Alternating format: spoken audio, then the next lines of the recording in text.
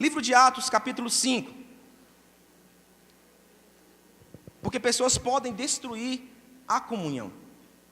E isso ofende muito a Deus. No livro de Atos, capítulo 5, do versículo 1 ao 5, diz assim: um homem chamado Ananias, juntamente com Safira, sua mulher, também vendeu uma propriedade. Ele reteve parte do dinheiro para si. Sabendo disso, também sua mulher e o restante levou e colocou aos pés dos apóstolos.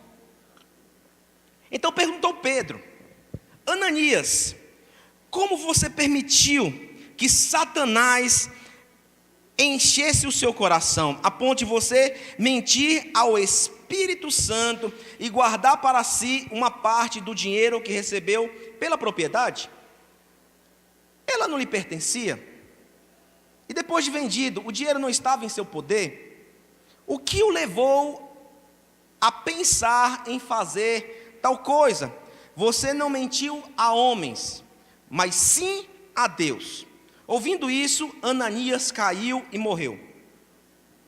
Grande temor apoderou-se de todos os que ouviram o que tinha acontecido. O mais interessante é que diz que depois desse episódio, ninguém mais se atreveu a entrar na comunidade de fé. Veja bem, estava uma festa, todo mundo entrando. Depois que aconteceu isso, ninguém quis mais entrar. E falou assim: opa, tem uma coisa aí diferente agora. Veja bem, as pessoas com posses vendiam seus terrenos para ajudar outras pessoas.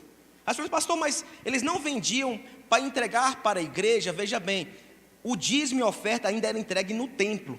Eles iam para suas reuniões no templo judaico, entregavam seu dízimo e a sua oferta, e o dinheiro arrecadado dessas ofertas voluntárias de posse eram para ajudar o movimento da igreja. Então eram duas coisas: eles ajudavam indo do templo de Deus, e dizimavam e ofertavam, e eles pegavam essas posses e entregavam aos pés dos apóstolos. Pedro, antes desse episódio, você tem um homem José, um homem muito rico, que vendeu uma grande posse e entregou para Pedro todo o dinheiro. Pá. E o que entende é que chamou a atenção de todo mundo. Falou assim: nossa, José, olha, José é o cara agora. Olha o tanto que José entregou. Ananias e Safira viram aquilo. Eles falaram assim: eu vou ser igualzinho. Eles venderam uma posse, pegaram o dinheiro, reteram parte do dinheiro e entregaram para Pedro. Falou assim: olha, todo o dinheiro dessa posse está aqui. Pedro chama ele e falou assim: veja bem, esse terreno era seu? Não era seu o terreno? O dinheiro, depois que vendeu, não era teu? Não era teu dinheiro? Não era seu? Você não tinha que fazer nada disso. Por que agora você está tentando o espírito, retendo uma parte dele e entregando o resto? Veja bem, não era porque ele entregou metade, é porque ele falou para todo mundo que ele entregou tudo. O problema não era cobrado. Pedro não falou assim: o que você tem que dar tudo, não. Ele falou assim: por que você está fazendo isso? Para que você está fazendo esse negócio agora com a gente?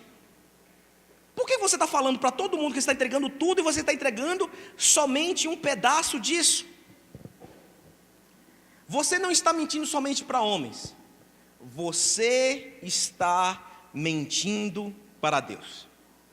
E depois disso, ele cai morto. Porque tem gente que, quando lê esse texto, fica com medo. Falei: olha, vou ter que entregar tudo, porque Deus está vendo. Segundo os estudos de Bacon, eu queria que você prestasse atenção muito disso. Não é a primeira vez que acontece isso na Bíblia. Não é episódio único na Bíblia isso. Esse termo que ele é usado, ele reteve parte do preço. Ele reteve parte do preço. É uma expressão que é dita como defraudou. Ele usurpou. Ele defraudou a igreja. Tem muita gente que entende por um significado errado. Ele está falando, quando ele reteve parte daquele dinheiro, ele defraudou todo mundo. Esse mesmo texto é usado no episódio da capa de Acã. A mesma expressão é usada no episódio da capa de Acã. Antes de eu contar a capa de Acã, eu tenho que contar a minha história da capa de Acã. Uma vez eu e minha esposa, a gente foi numa igreja. A gente estava procurando uma igreja ainda, não tínhamos uma igreja. E uma pessoa falou assim: Moisés, eu nem era pastor, né?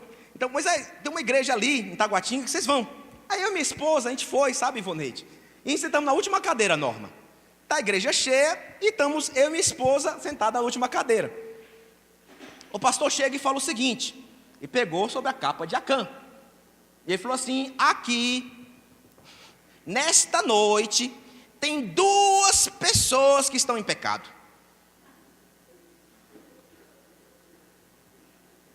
E por causa dessas 2 pessoas, essa igreja não está sendo abençoada.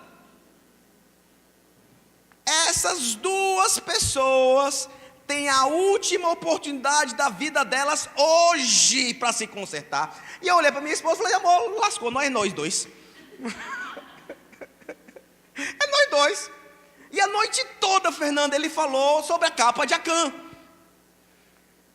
E a noite toda ele falava da capa de Acã e falou: pastor Wagner, essa é a última oportunidade dessas 2 pessoas. Hoje à noite, porque amanhã já era, perdeu, vai para o inferno. E eu me lembro que o suor chega e escorria. E o suor escorrendo, eu falei: amor, o que a gente vai fazer hoje à noite nesse lugar? Meu? A vida está tão difícil, amor. E no final da reunião, ele falou o seguinte: eu vou dar somente uma oportunidade para essas 2 pessoas. Agora, neste momento, essas 2 pessoas que estão em pecado, se levante agora. Aí toda a igreja se levantou.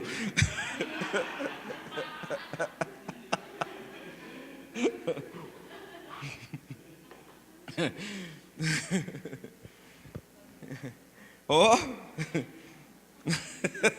escapamos, né? A capa de Acã é referente ao episódio de Jericó. Quando, até perdi o nome, Josué foi invadir Jericó. Deus falou assim: olha, vocês vão, as muralhas de Jericó vão cair, mas tudo que existir dentro de Jericó pertence ao Senhor. Sou eu que estou fazendo esse negócio. Tudo é meu, é patrimônio meu. Tudo é consagrado ao Senhor. E de fato as muralhas caíram. O exército hebreu entrou em Jericó, derrotou os inimigos. Mas Acã olhou uma capa e falou: rapaz, essa capa é top, hein? Essa capa é tipo Armani aqui, deixa eu ver essa capa. E ele pegou uma capa e levou, escondeu. E logo em seguida Josué teria uma nova batalha. E ele foi em campo com seu exército. E o exército hebreu perdeu a batalha. Josué se ajoelha, ora ao Senhor e fala assim: Deus, o que aconteceu? Por que aconteceu essa batalha? Por que nós perdemos? Por que tantas pessoas foram mortas? E a resposta de Deus falou assim: vocês pecaram contra o Senhor. Vocês pecaram contra o Senhor. Veja bem, foi Acã que pegou a capa. Mas Deus estava falando que todo mundo estava em pecado, porque alguém pegou aquilo que pertencia ao Senhor. Josué ora, pede um discernimento, e ele entende quem é a pessoa. Ele falou assim: quem foi? E Deus vai conduzindo até achar Acã. E falou, eu amo essa expressão de Josué. Ele falou assim: meu filho, o que foi que tu fez? E Acã fala assim: eu peguei uma capa.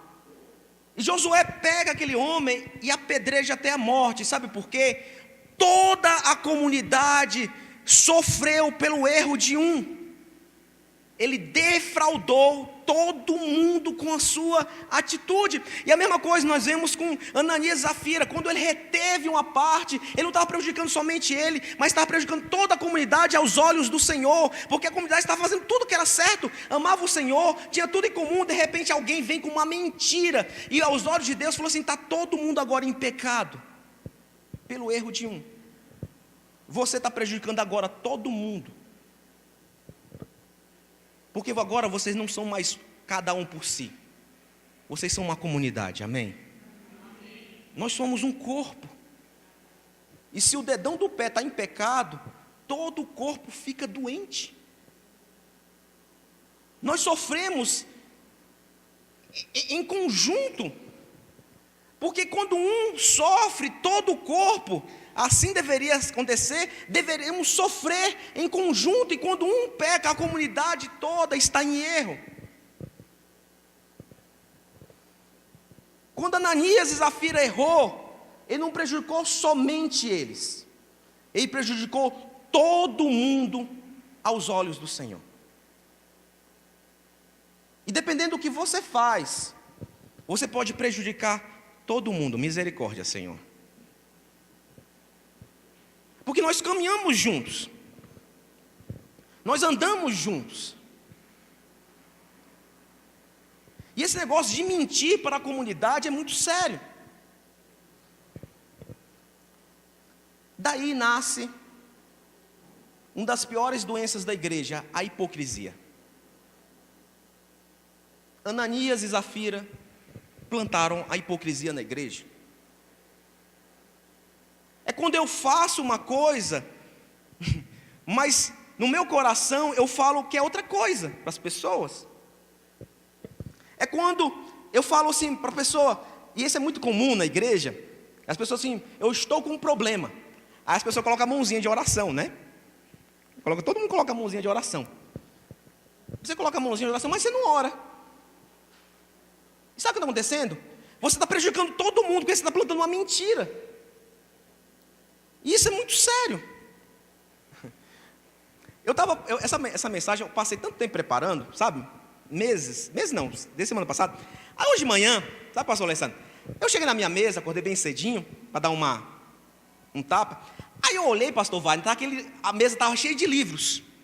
Aquela imagem bonita, sabe? Cheia de livros, meu computador aberto, os cadernos de estudo. Eu falei, rapaz, eu vou fazer uma coisa que eu sempre quis fazer na minha vida, tirar uma foto e falar assim, preparando uma mensagem para o Senhor.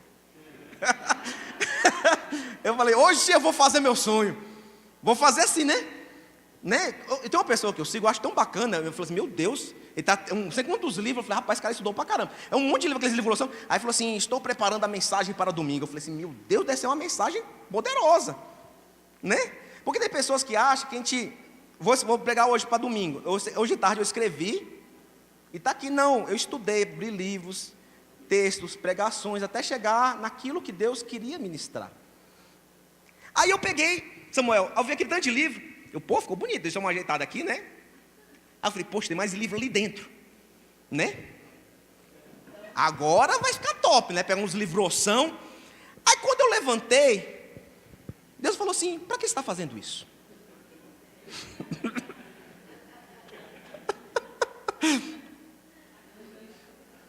Alguém está te pedindo isso? Alguém está te forçando a isso? Por que você está inventando essa coisa agora? Você vai pegar livros que você não está lendo, vai colocar para tirar uma foto bonita para as pessoas acharem que você leu esses livros? Por que você agora quer defraudar todo mundo? Você quer contar uma mentira para as pessoas? Nem tirei a foto mais. E Deus falou assim, para que você está inventando esse negócio? O que te adianta isso? Para que você quer contar uma mentira para as pessoas? Você está defraudando não só você, mas toda a comunidade, porque eles vão acreditar em uma coisa que não é uma verdade. É quando eu falo para pessoas, eu estou orando por você. E você não está orando. Eu já falei, se eu falar que eu vou orar, mas se eu falar que eu não oro mesmo, não adianta. E tem pessoa que fica chateada, pastor, você vai falar que não vou orar mesmo, não tem jeito, está corrido, tem 10 pessoas para orar, não dá para orar por você.